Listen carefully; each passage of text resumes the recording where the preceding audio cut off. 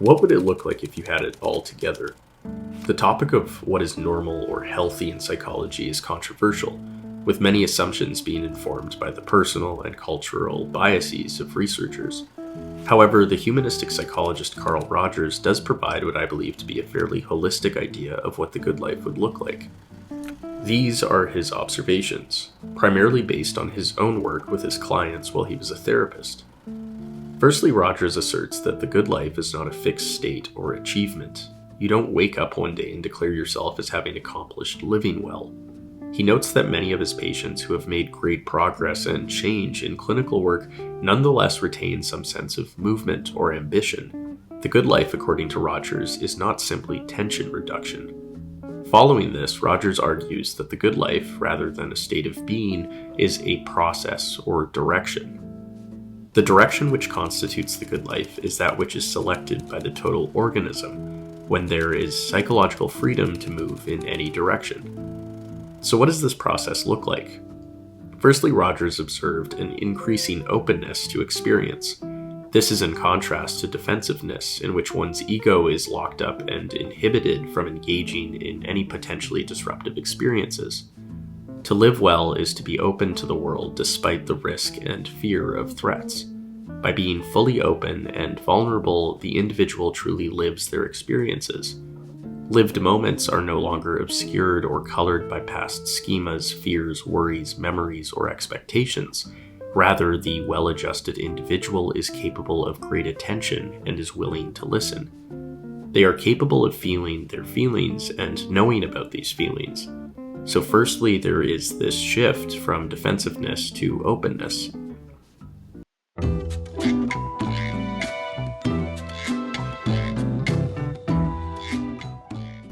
Today's video is sponsored by Endel. Are you having a hard time focusing on daily tasks such as school or work? Thankfully, there's Endel. Endel is an environment-based app that takes everything we know about sound and combines it with cutting-edge technology. The result is real-time personalized soundscapes designed to help you relax, focus, and sleep. Endel does this in 3 ways. Firstly, it helps you relax by calming your mind and creating feelings of comfort and safety. Secondly, it helps you focus by helping you concentrate for longer periods of time. And finally, it helps you sleep by soothing you through soft, gentle sounds. This is largely thanks to Endel's patented technology, including the use of real-time inputs such as heart rate and circadian rhythms to personalize the sounds for maximum effect. A recent survey also showed that many Endel users with ADHD, tinnitus, and sleep problems report that their symptoms have been properly managed by Endel. If you need to increase your focus, I highly recommend giving Endel a try. The first 100 people to download Endel by clicking the link below will get a free week of audio experiences.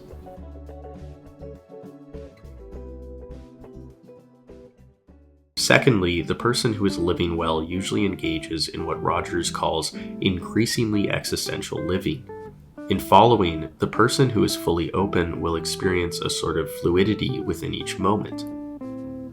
Self and personality emerge from experience, rather than experience being translated or twisted to fit preconceived self-structures. It means that one becomes a participant in and an observer of the ongoing process of organismic experience, rather than being in control of it. In other words, we no longer perform our lives, but instead we actually live them out. This is reminiscent of Wu Wei in Taoism, where a sort of non-effort and going with the flow opens one up to truly living and experiencing reality. Thirdly, Rogers observes an increasing trust in oneself as an integral component to the good life.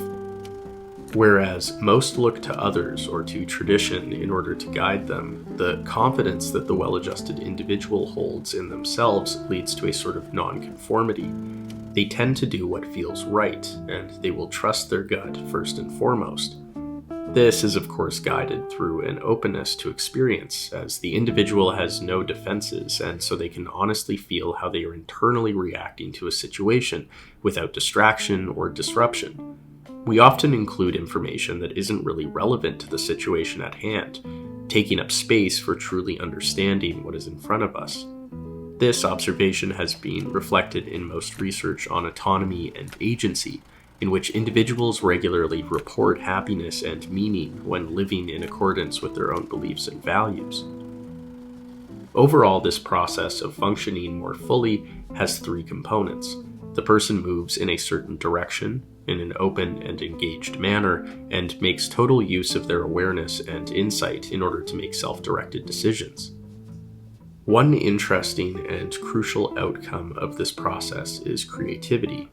Due to this sensitive openness paired with a deeper trust in themselves, the person living a good life will naturally engage in creative projects. They are generally situated between society and themselves, between being a total outsider and a conformist. Hence, they are equipped with making art and engaging in work that is both socially recognized and personally fulfilling. The fully functioning person will also develop a basic trust in human nature in general. Naturally, this person will appreciate others. Their defensiveness will be lowered, and they will seek affiliation and warmth in the beauty of other selves. This person will instinctively choose affection over aggression. They will do things out of love rather than for love. Here Rogers is departing from the other psychodynamic view of those such as Freud, who believed that as an animal, humans are naturally impulsive and potentially aggressive. For Rogers, individuals without defensiveness will open their hearts up fully, expecting nothing in return. Finally, the fully functioning individual will be open to the greater richness of life. Due to living in harmony with themselves, with others, and with the environment, they will possess a greater sensitivity to all things, beautiful and mundane. They will experience a life that is exciting, rewarding, challenging, and meaningful. Carl Rogers adequately addresses something that comes up across existentialism, self-help, and in therapy: the need for individuals to open themselves up to life and simultaneously trust their own agency. This is arguably one of the hardest tasks of life. Rogers' final words on the subject sum this up perfectly. This process of the good life is not, I am convinced, a life for the faint-hearted. It involves one's potentialities. It involves the courage to be. It means launching oneself fully into the stream of life. Yet, the deeply exciting thing about human beings is that when the individual is inwardly free, he chooses as the good life this process of becoming.